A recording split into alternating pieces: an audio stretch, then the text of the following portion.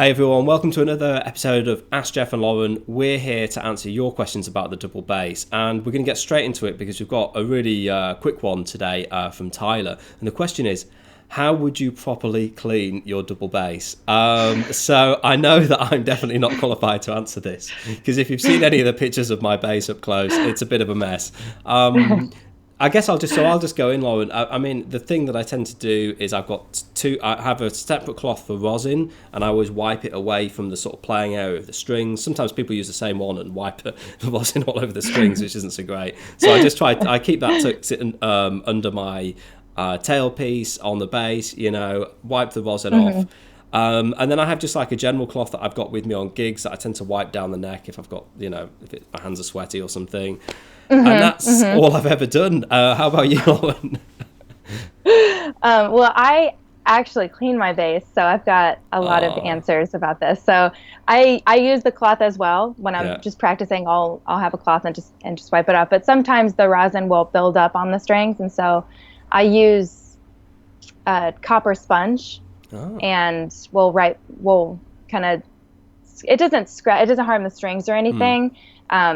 But, obviously don't use it on your bass. Just use it on the strings, and you can kind of wipe it off and then use the cloth to wipe away all of the excess. And then for the fingerboard, about once a week, maybe once every other week, I'll put some rubbing alcohol on a paper towel and just wipe it down. And also, if you feel like your strings are a little bit dead, like maybe they're a little bit old, but it's not really time to replace them, doing that and kind of grabbing one string and going up and down is really, it just kind of brings the strings back to life, and you kind of find that like, oh, I sweat a lot more than I thought I did.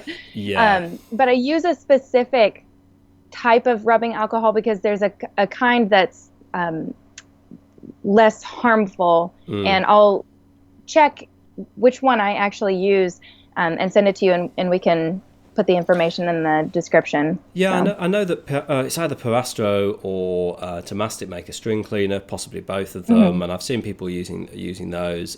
Just to finish off with, Lauren, do you wipe your strings clean of rosin every time you play, or do you just do it occasionally?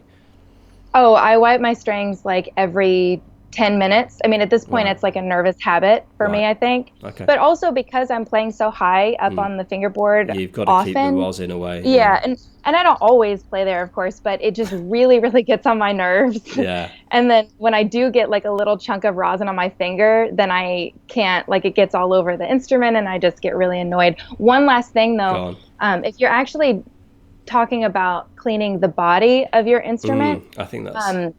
there are instrument cleaner,